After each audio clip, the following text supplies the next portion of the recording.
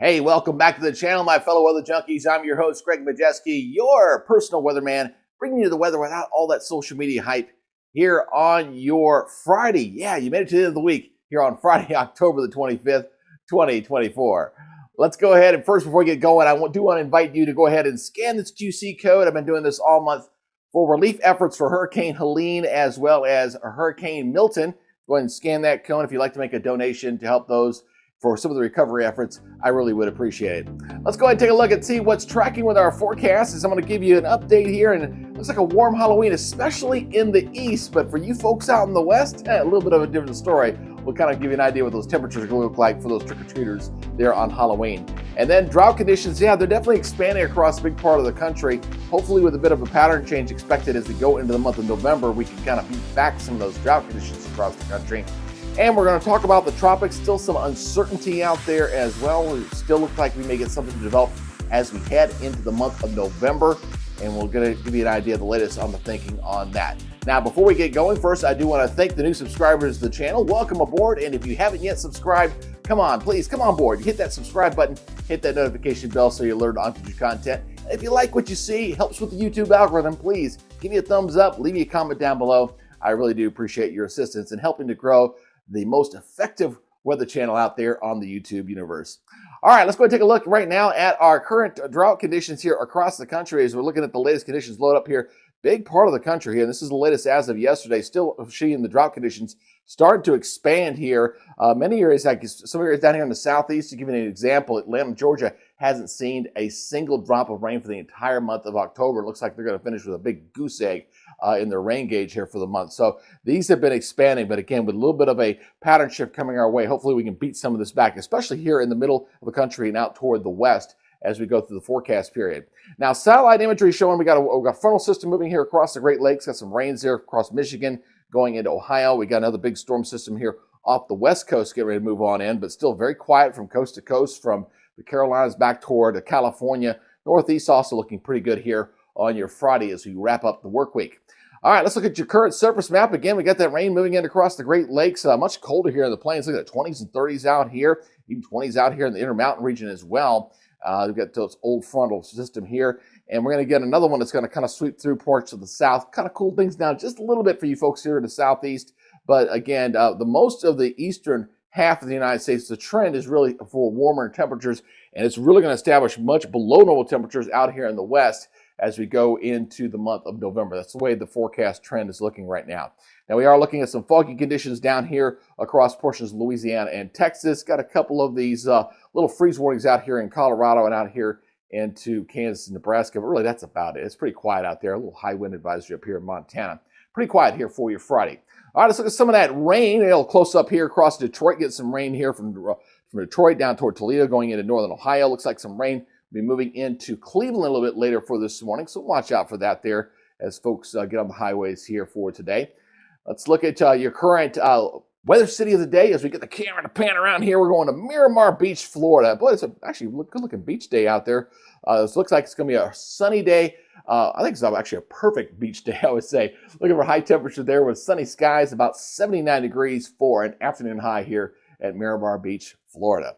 Hey, now, if you'd like to nominate your city as the weather city of the day and you got a good webcam in your area, just go ahead and take that link and put it down below, and I will consider it for a future Weather City of the Day camera. All right, let's go ahead and talk about what's the latest from the Storms Prediction Center. Obviously, with things looking a little bit quiet in there, you can see that beautiful sunrise there coming up there along the beaches there Miramar. There's the sun coming up. Couldn't have planned that any better if I wanted to, right?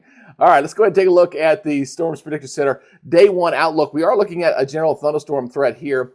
Again, just a very light one. We're talking about just general thunderstorms here, basically from the Ohio River Valley stretching back in here over toward Arkansas. So that's what we're going to be looking at there for the potential thunderstorms. Now, the thing is, looks like it's going to stay pretty quiet here as I go into my interactive mode here and kind of show you the day 1, day 2, and day 3 outlook here. Day 1 for Friday looking very quiet. Day 2, pretty much non-existent. No thunderstorms expected.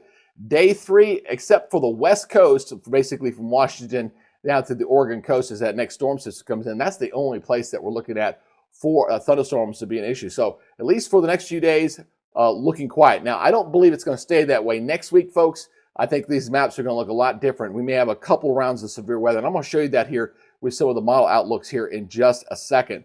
Now, as far as the 3 to 7 day hazards outlook, a couple things I do want to point out here. Obviously, we've got this cooler shot of air that's going to be coming into areas into the northeast. So we got that area right there to worry about with colder temperatures, as well as out here in the Intermountain region as well. You're dealing with the purples, that's showing where the cold air is going to be. And the browns, that's some very gusty high winds like we saw there in Montana for today. So a little bit gustier winds, especially with the progressive weather pattern that we're going to be seeing out in the west. And I can see where the winds are going to be a bit of an issue there. Now, as far as the tropics are concerned, right now, we're waiting to see if we're going to get Patty. I think it's very likely we're going to get Patty as we go into the first portion of November. The question is, what kind of intensity we're looking at, what kind of path are we going to see? There have been some changes, especially in the American GFS side, and I'll show you those here in the models in just a second. But right now, as far as the next 48 hours, really the next 7 days, it is all quiet, folks. Not expecting anything to develop out there for the next 2 to 7 days. It's going to stay quiet out in the tropics. It's going to be beyond that as we go into the month of November that we're expecting development. Now, keep in mind, even though things are starting to cool off there along the coastal regions, especially up to the north, we still got some very, very warm water out here in the Caribbean. So as long as it stays, that fuel source is still there, we still look at the possibility of seeing something tropical develop in that area. That's what we're looking at in the southern Caribbean. That's where we're looking for possible depression to possibly form.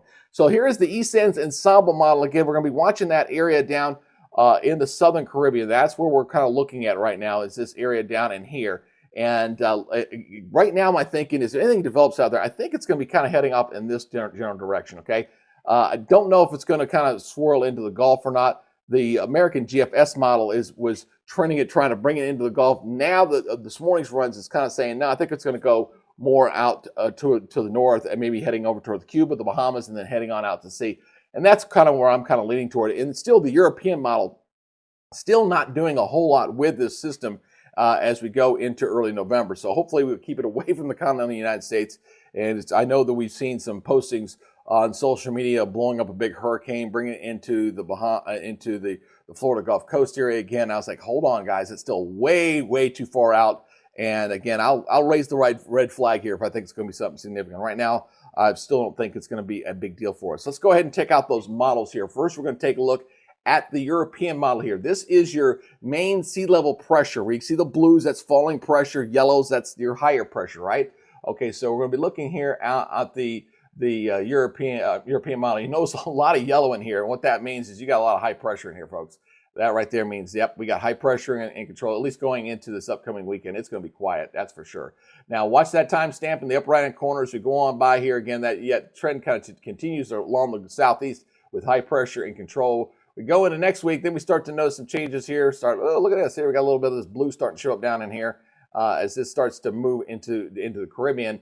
And it does try to develop something here as I take this all the way to the end. Up there goes something. We see something there trying to form in here. Look at that right there. Looks like we got something trying to get forming in there. And again, doesn't strengthen it too much. It looks like it's just a weak area of low pressure. Maybe we get a depression to form. But the European is still not very robust here with a solution. This goes out 10 days, goes out to basically the evening of November the 3rd, going into the following Sunday. So the European model right now is quiet. Let's do the comparison. I'll show the GFS again. It continues to be showing something development there. And I'm only showing this because at least I'll say this about the GFS, it's been consistent. It keeps trying to develop something in here, although the track on the GFS has changed a little bit from what it was showing here the previous few days. The previous few days, it was kind of trying to bring something developing. You see something developing down here as we head toward Halloween. That's why yesterday I was kind of teasing it as a Halloween surprise. But yesterday's models were kind of bringing this thing and trying to track it into the Gulf. Now that just kind of changed a little bit. So watch as I go forward here. As this thing gets going, it stays well off toward the east, kind of goes up toward Haiti and Cuba. It kind of snakes its way through the Bahamas and then snakes its way up and then goes on out to sea. So again, this kind of goes all the way out to the end beyond the 10-day mark, which again, models beyond 10 days is really kind of guesswork at that point. But you got to get the trend that this is at least staying away from the Gulf of Mexico and once it's taken on out to sea. We'll see how that works out. But again, I think we're probably going to get Patty. There's a lot of unknowns out there as far as the path and if it's going to have any influence on the continental United States. And you know, yours truly will keep you updated here as we go and get closer to that heading into next week. All right, let's go ahead and take a look at that jet stream pattern here across the continent of the United States to kind of break down this forecast period. Again, I'm expecting things to get a little more active for next week. We're going to be seeing a couple of chances for severe weather, especially in the middle of the country.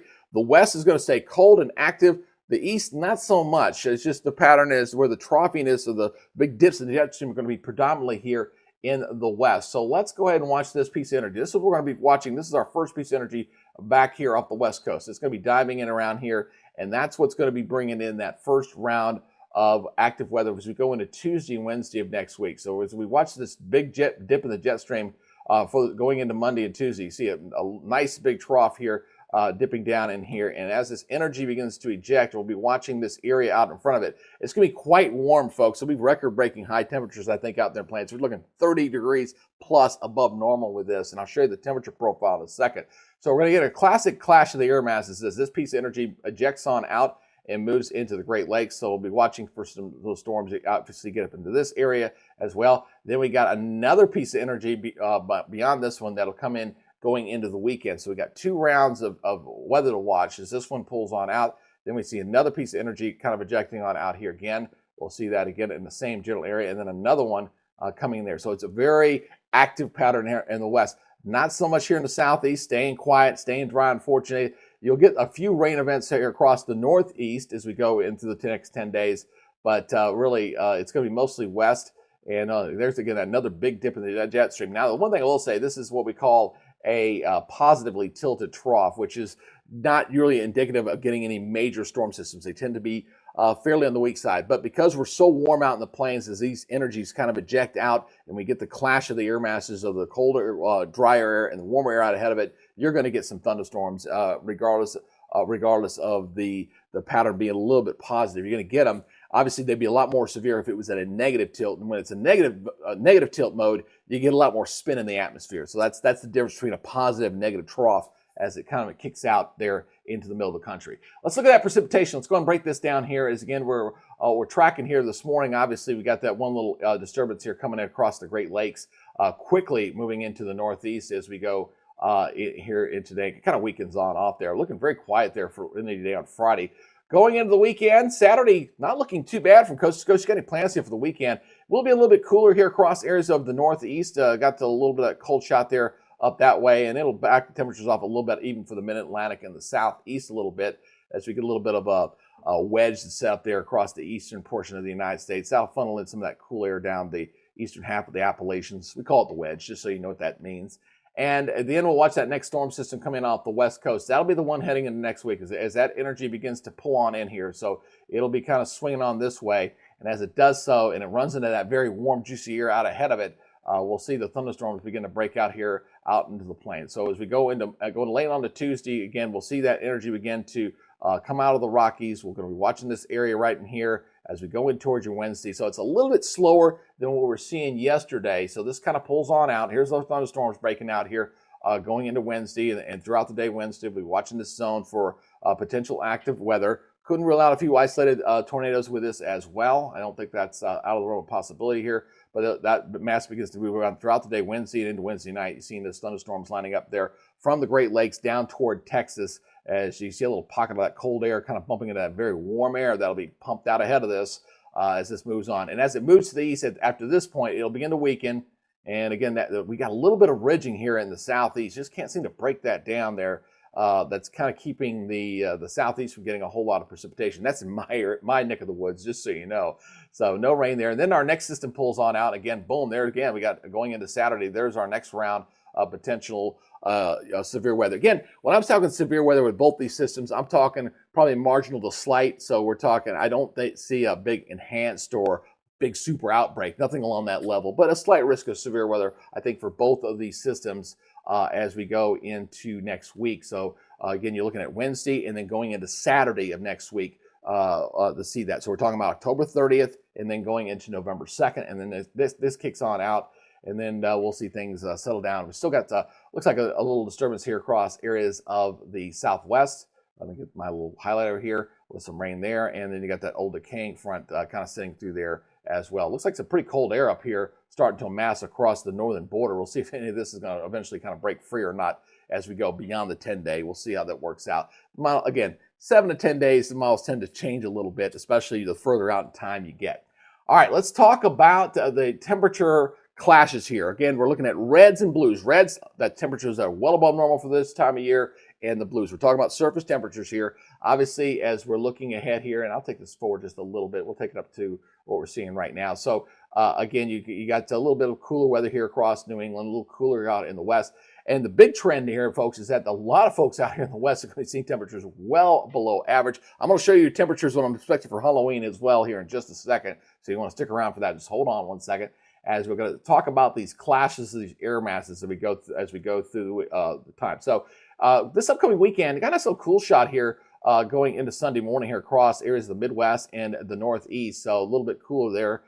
Briefly warmer here in the west, but do not get used to it, folks. It is going to be turning a lot colder out there as we go through into next week. So again, we hold on to some cool air going throughout the day on Sunday for the Northeast. And look at this big warm up here in the middle of the country. I mean, we're talking just getting ready for that big clash here as these things are going to be very warm there on your Sunday, and it gets even more so as we go into next week. So let's go throughout Monday. Again, very, very warm from Minnesota down toward Texas here.